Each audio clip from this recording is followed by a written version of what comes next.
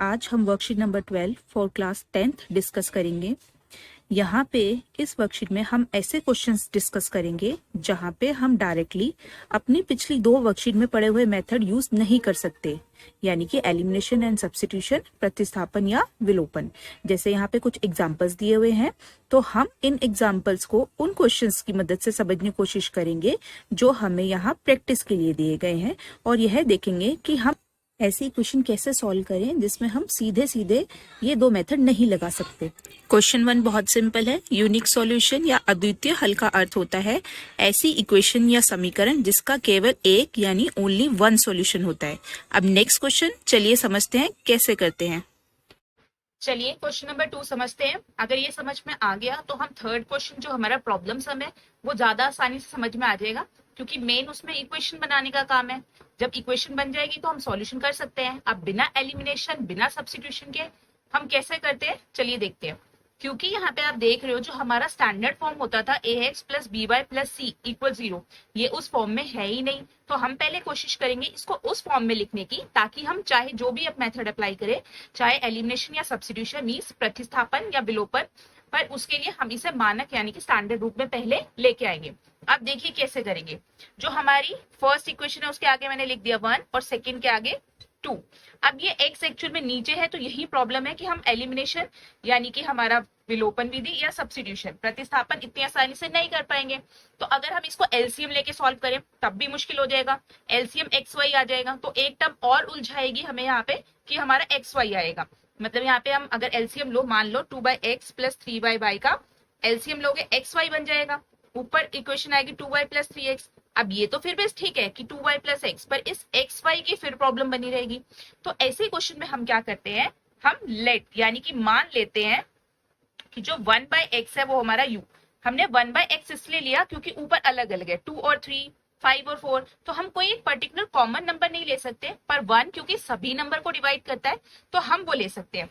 तो हमने मान लिया 1/x जो हो गया हमारा u। इसी तरह 1/y ले लिया हमने v। आप कुछ भी लेट कर सकते हैं, मान लीजिए a ले लीजिए, b ले लीजिए। अब देखिए हम इक्वेशंस कैसे चेंज करते हैं। ये इक्वेशन कैसे चेंज हुई ध्यान से देखिए। यहाँ पे हमें इन नंबर्स को नहीं छेड़ना है, उस नंबर को बिल्कुल एज इट इज रखो। प्लस माइनस को एज इट इज रखेंगे, बस x हटके क्या आ जाएगा u। जैसे यहाँ 2 था तो 2 वहीं पे रहा, और उसके साथ मैंने क्या लगा दिया u, क्योंकि x के लिए क्या लेट किया था u। ऐसे y के लिए लेट किया v, तो यहाँ पे +3 वही रहा, साथ क्या आ गया v, क्योंकि 1/y लिखा था। अब हम 3 को 3 into 1 भी लिखे तो आंसर वही रहेगा, इसलिए 1/y को हमने क्या लिखा v। ऐसे 2 into 1 तो 1/x क्या हो गया हमारा u, तो इक्वल 13 वैसे ही रहा। सेकेंड इक्वेशन हमारी क्या बन गई, बहुत आसान है, समझ में आ गया होगा। 5u minus 4v is equal -2। तो अब तो बहुत इक्वेशन हमारी सिंपल होगी। अब चाहे हम एलिमिनेशन लगाएं या सब्स्टिट्यूशन, हमारा आंसर निकल जाएगा। चलिए देखते हैं। अब इसको मैं थर्ड ले रही हूँ क्योंकि फर्स्ट और सेकंड तो हम ऑलरेडी ले चुके थे, थर्ड और फोर्थ। अब देखिए 2 और 5 कोई भी कॉमन नंबर नहीं है जो 2 को भी डिवाइड करे या 5 को भी, एक्सेप्ट 1। 1 है जो दोनों को डिवाइड कर सकता है, पर उससे हम लेने से कोई फायदा नहीं होगा। तो हम इसको उल्टा कर देते हैं। इसको मैंने किया 5 से मल्टीप्लाई, इसे किया 2 से, क्योंकि 2 5 10, 5 2 10, तो आपस में हमने मल्टीप्लाई कर दिया। अब जैसे कि पिछली वीडियो में सिखाया था कि हम पूरी इक्वेशन से मल्टीप्लाई करेंगे, ऐसा नहीं करना है कि सिर्फ हम 2 या 5 को मल्टीप्लाई करें।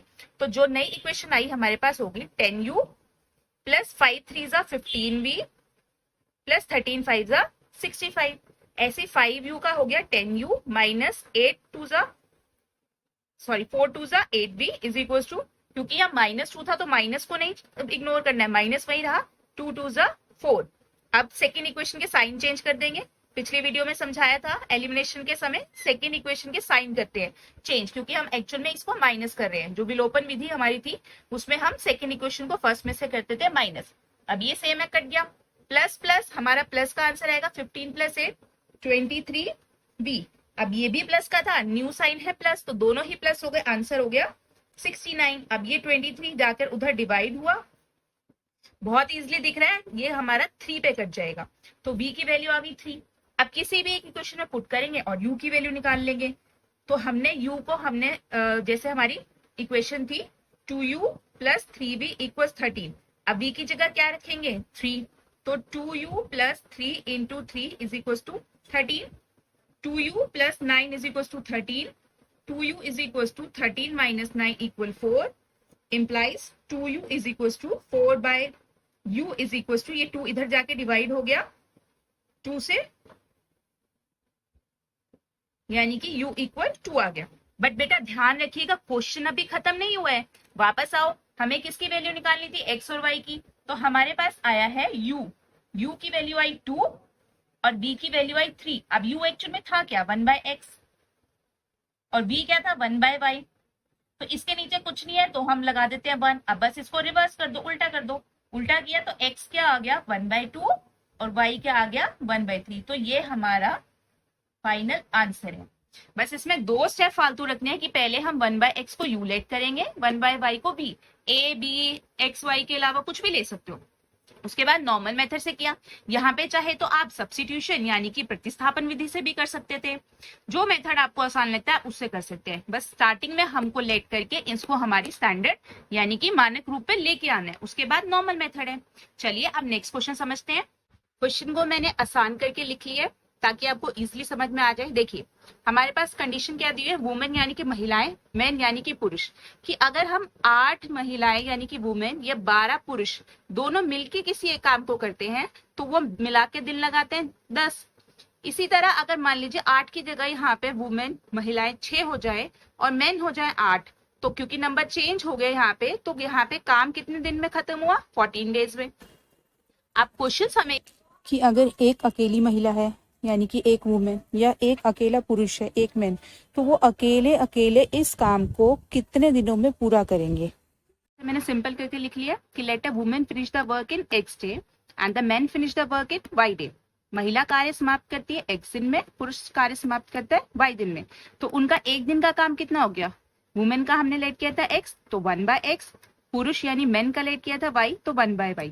तो यहीं से इक्वेशन बन जाएगी। तो 8 महिलाओं का एक दिन का काम कितना हो गया 8 बाय x, और पुरुष कितने थे 12, तो उनका कितना हो गया 12 बाय x। अब क्योंकि एक दिन की बात कर रहे हैं तो 10 में से हम इसको रिवर्स कर दें, क्योंकि कुल दिन में काम हुआ था 10, तो एक दिन में काम कितना होगा 1/10। तो इसी तरह नेक्स्ट, अब यहाँ पे कितनी महिलाएं थी 6, तो यहाँ पे क्या हो जाएगा 6 by x plus y 1 by y, पुरुष कितने थे 8, सो 8 बाय y इक्वल, अब इन्होंने मिलके कितना काम किया था 14 डेज में, तो 1 डे में कितना काम किया होगा 1 बाय 14। दोबारा समझा रही हूँ, देखिए एक महिला एक दिन में काम करती थी 1 बाय x, तो 8 महिलाओं ने कितना किया होगा 8 बाय x। पुरुष एक दिन में काम करते थे 1 बाय y, तो 12 पुरुष यानी कि मैन ने कितना किया होगा 12 बाय y, और ये दोनों मिला के करते 10 डेज में, तो 1 डे में कितना काम किया होगा 1 बाय 10। अब ये दोनों इक्वेशन आ गई, अब इसको सॉल्व करते हैं। फिर से अब सीधा एलसीएम नहीं लेंगे, हम मान लेते हैं कि 1 by x is equal to u, 1 by y is equal to v। Equation क्या होगी, x की जगह अब हमने लगा दिया u, y की जगह v is equal to 1 by 10, 6u plus 8v is equal to 1 by 14। अब ये हमने मान ली थर्ड, ये फोर्थ, क्योंकि ये हम मान रहे हैं फर्स्ट और ये हमने सेकेंड, ये 2 इक्वेशन आई थी, नई इक्वेशन को मान लिया 3 और 4। अब 8 और 6 आ रहे हैं यहाँ पे। अब कॉमन नंबर क्या है यहाँ पे, देखिए 8 और 6 में ऐसा कौन सा नंबर है जो कॉमन आता है टेबल में 24, 6 1 जा 6, 6 2 जा 12, 12 18 के टेबल में नहीं आता, 3 जा 18, 18 के टेबल में नहीं आता, 6 4 जा 24 दोनों के टेबल में आता है। अब 8 के टेबल में आता है वो 3 से, तो इसे मल्टीप्लाई करेंगे 3 से, 6 4 जा 24, तो इसे मल्टीप्लाई करेंगे 4 से। तो जो नई इक्वेशन आ गई हमारे पास, जब हमने 8 को 3 से मल्टीप्लाई करते हैं, यहाँ बना 24u प्लस 12 3 जा 36v इज इक्वल टू 3 से मल्टीप्लाई किया 3 बाय 10, 4 से मल्टीप्लाई करेंगे नेक्स्ट इक्वेशन को 32v इज इक्वल टू, देखिए 4 को जब 1 बाय 14 से मल्टीप्लाई किया ये कट जाएगा 2 से, तो बचा क्या 2 बाय 7। साइन चेंज कर रहे हैं, फर्स्ट कैंसिल हो गया 36 माइनस 32, तो यहाँ बचेगा हमारे पास 4b। अब ये तो हम डायरेक्ट माइनस नहीं कर सकते, तो लिख के करते हैं is equals to 3 by 10 minus 2 by 7। अब इसको सॉल्व करना पड़ेगा, एलसीएम लेके डायरेक्ट नहीं कर सकते। यहाँ आया 70, 10 और 7 का एलसीएम 3 7 जा 21 minus 20, 4b is equal to 1 by 70। 4 यहाँ मल्टीप्लाई में था, उधर जाके डिवाइड हो गया, 1 by 70 into 4 that is 1 by 280। अब पुट करते हैं किसी भी एक इक्वेशन में, मान लीजिए इसमें तो 8u प्लस 12v था, तो v की जगह हमने 1/280 डाल दिया इज इक्वल टू 1/10। तो 8u इज इक्वल टू 1/10, ये उधर जाके माइनस हो गया 12/280। एलसीएम लेते हैं, 8u इज इक्वल टू 70 आ गया, एलसीएम 10 और 7 का, यहाँ आएगा 7 पे, 7 minus 3, 8u is equal to 4/70, u is equal to 4/70 into 1/8, cancel हो गया 2 पे, दैट इज 1/40। तो v आ गया हमारे पास, जो हमारा आया था 1/280 एंड u आ गया 1/140। अब लास्ट स्टेप जो था हमारा, u is equal to 1/x, v is equal to 1/y, तो वैल्यू पुट कर देंगे। u की वैल्यू आ रही थी 1/280 और v की वैल्यू आ रही थी 1/140। तो जैसे पिछले क्वेश्चन में बताया था, रिवर्स कर देंगे इसको, that is x is equal to 280, y is equal to 140। Final answer आया x जो कि हमने वुमेन के लिए लेट किया हुआ था, y जो कि मेन के लिए लेट किया हुआ था, महिला के लिए, ये पुरुष के लिए, कि अगर एक अकेला पुरुष यानी कि मेन काम करेगा तो वो उसे 140 डेज में कंप्लीट करेगा, और अगर एक महिला, एक वुमेन अकेले काम करेगी तो वो उसे 280 डेज में कंप्लीट करेगा। तो उम्मीद है आपको क्वेश्चन समझ में आ गया होगा। क्वेश्चन आप दोबारा ध्यान से करिएगा अपने आप, क्योंकि क्वेश्चन में जो कैलकुलेशन है थोड़ी सी लेंदी है बट सिंपल है। तो अगर आपको वीडियो अच्छी लगी हो तो हमारे चैनल को सब्सक्राइब करना मत भूलिएगा, वीडियो को भी लाइक कर दीजिएगा और साथ में जो बेल आइकन है उसे प्रेस कर दीजिएगा, ताकि जैसे ही हम हमारी नेक्स्ट वीडियो हमारी वर्कशीट की अपलोड करें तो आपको तुरंत पता चल जाए। Thank you for watching.